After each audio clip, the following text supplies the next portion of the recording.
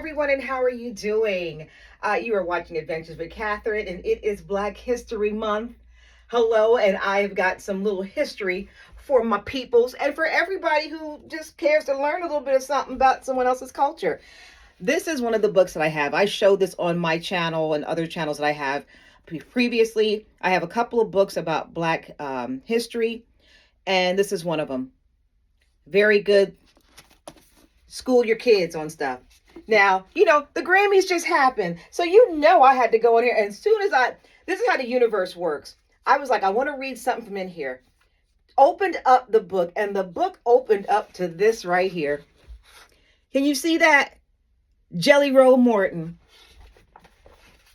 We're going to learn about Jelly Roll Morton, okay?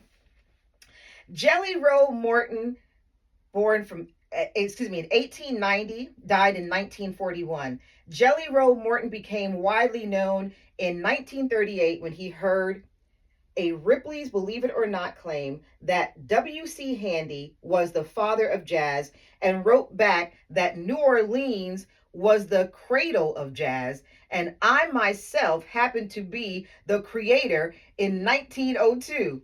Although many disputed Morton's claim to have originated jazz, he is generally acknowledged as the first complete jazz pianist and the first full-fledged composer of New Orleans-style jazz.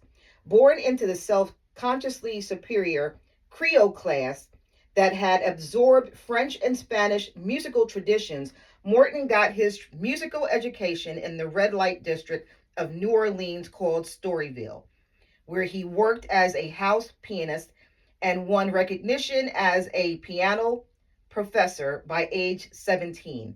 Migrating to Chicago in the early 1920s, he worked briefly for a music company, but gained a greater recognition as an intimidating pianist who would elbow lesser players off the piano stool at clubs to teach them and the audience a few piano lessons.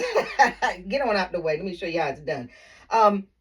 Borrowing from ragtime and blues and New Orleans band style, Morton perfected a two-handed piano style that, in his own words, imitated a band.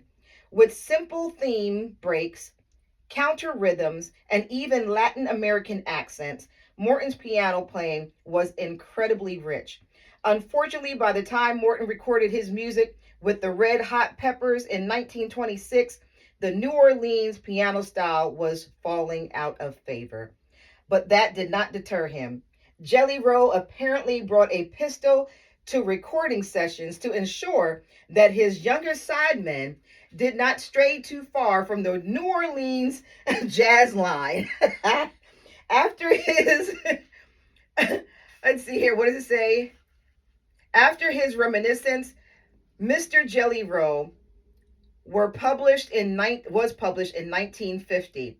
Morton's music enjoyed a brief revival and more recently has been given fresh reinterpretation by Marcus Roberts. His piano work remains one of the foundations of the 20th century jazz piano. And this